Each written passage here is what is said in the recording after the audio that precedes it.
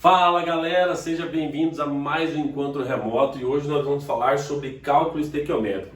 Quando fala de cálculo estequiométrico, a primeira coisa que vem na minha cabeça é justamente a receita de um bolo. A receita de um bolo, ela traz a parte quantitativa e a parte qualitativa. As relações estequiométricas também servem para isso, para estabelecer as quantidades, e o tipo de reagente que está sofrendo um processo reacional, formando um determinado produto. Então a estequiometria é nada mais, nada menos um termo utilizado para expressar as relações de medidas entre os elementos químicos. E como é que a gente representa, Mário, essas relações estequiométricas? Como é que nós conseguimos observar as quantidades de cada um dos participantes? Através de uma equação química. Então, a equação química nada mais, nada menos que a representação de um processo reacional, a representação simbólica da transformação da matéria. Isso aqui eu trouxe a equação, estou escrevendo a equação aqui para vocês, uma equaçãozinha bem simples, que é a produção da amônia. Mário, aqui eu tenho a representação o quê? A representação com relação à parte qualitativa.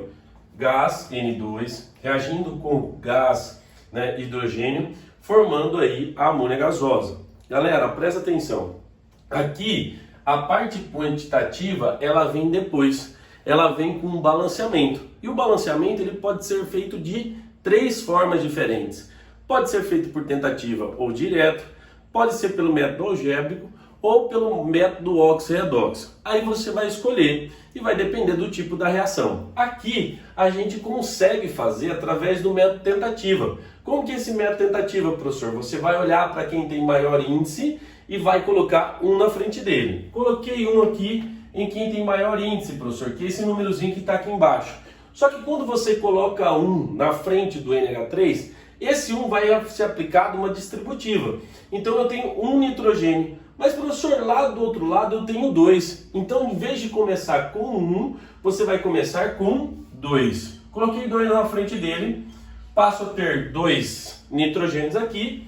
Que número multiplicado por 2 que vai dar, na verdade, por 1 que vai dar 2. Nesse caso vai ser o 2. 2 vezes 1, 2. 2 vezes 1, 2. Agora, olha só. Professor, esse 2 vai multiplicar todas as entidades. Então, 2 vezes 3, 6. Que número aqui que eu vou colocar, para que dê 6 hidrogênios também? 3. 3 vezes 2, 6, ok? Agora eu passo a ter o que, galera? Eu passo a ter a equação balanceada. A partir desse momento, eu consigo observar as quantidades de cada um dos participantes para que aconteça essa relação. Ou seja, a partir desse momento eu consigo estabelecer relações de medida entre os elementos químicos, seja um elemento químico, uma forma elementar, ou seja, um composto químico qualquer. Nesse caso aqui, eu tenho moléculas, no caso, um mol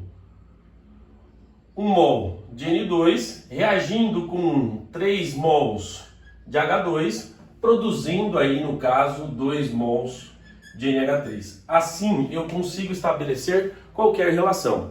A receita, ela serve para quê, Mário? Para você, produzir alguma coisa. Eu vou produzir um bolo, vou produzir um pão de queijo, E aquela receita vai servir para uma quantidade de pessoas. Professor, e se eu dobrar o número de pessoas? Eu vou ter que dobrar a receita, bem simples assim. Aqui não é diferente. Por exemplo, se eu quiser produzir 4 mols de NH3, quanto que eu vou precisar de H2?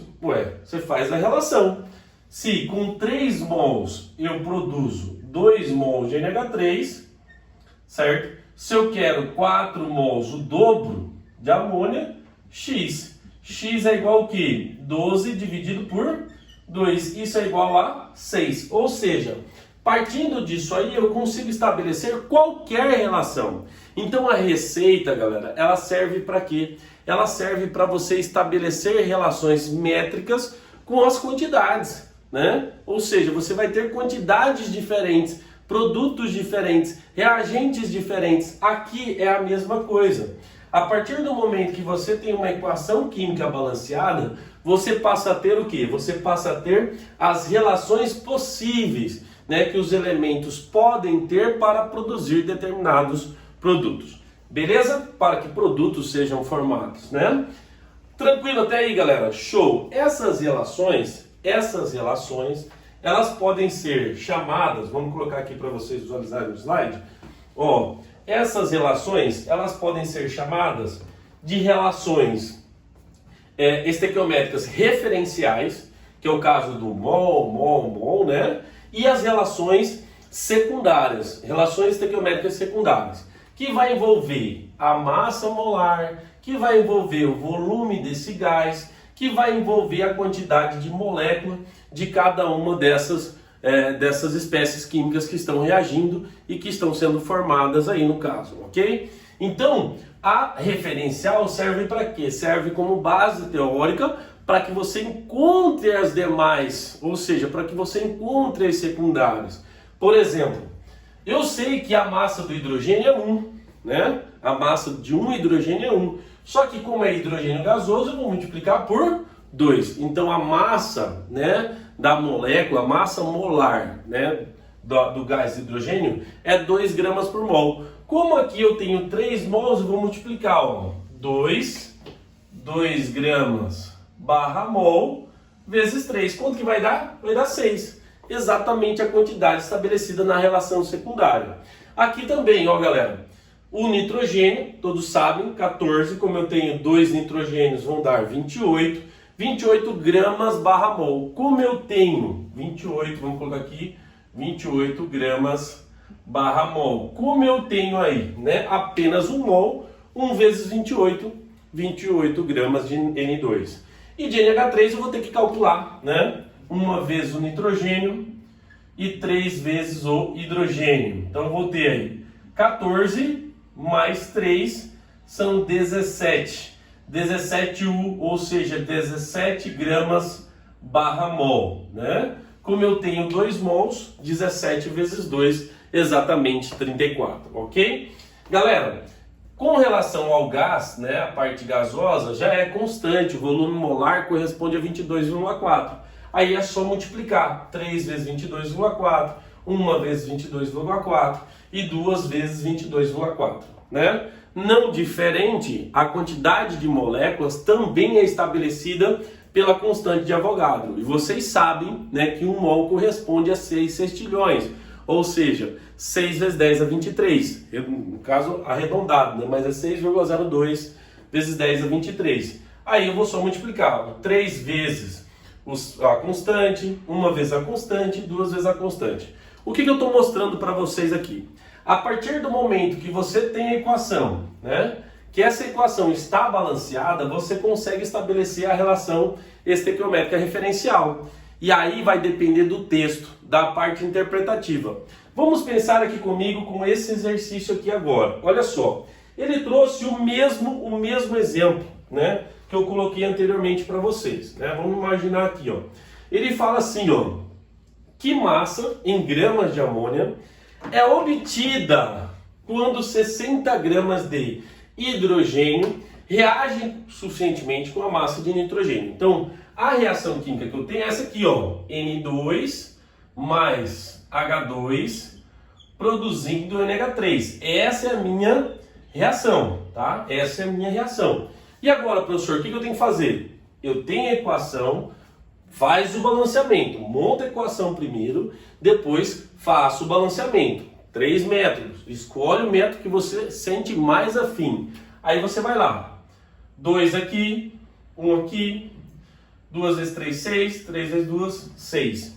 Ele está relacionando quem no texto? Ó, ele está relacionando a quantidade de hidrogênio com a quantidade de amônia. Então você vai pegar aí, né, um marca-texto, uma coisa bonitinha que você tem aí no caso, e vai marcar o que você vai relacionar. Eu estou relacionando o que? Hidrogênio com produção de amônia, né? Põe a barrazinha assim para você identificar. E aí você vai estabelecer a relação métrica. Olha só, aqui ó, referencial, 3 mols desse cara aqui, 3 mols para 2 mols. Só que a relação que ele quer a relação em massa. Então você vai ter que encontrar a massa, certo? Como aqui você já sabe, lembra que o professor falou que a massa do hidrogênio é 1. 1 vezes 2, 2. 2 vezes 3, 6 gramas. Então aqui, ó, é 6 gramas de hidrogênio, certo? Para cada o quê? Para cada, faz o cálculo lá que o professor fez aqui no canto.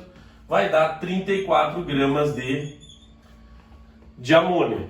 Como ele fala que ele utilizou 60 gramas, olha a relação. Se 6 gramas está para 34, se ele usou 60 gramas, está para X. Lembrando que essa parte aqui relaciona o hidrogênio, e essa parte aqui relaciona a amônia, certo? Essa parte aqui relaciona a amônia.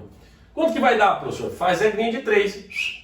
X é igual a 340 gramas. O que eu quero mostrar para vocês? Que partindo do momento que você escreveu a equação, balanceou essa equação, leu o texto, fez a relação, fica fácil depois, porque depois é só fazer uma regrinha de 3. Entendeu, jogador? Isso aí é muito simples, mamão com açúcar, qualquer coisa, só chamar o professor amigo aí que ele está nativo. Um abraço!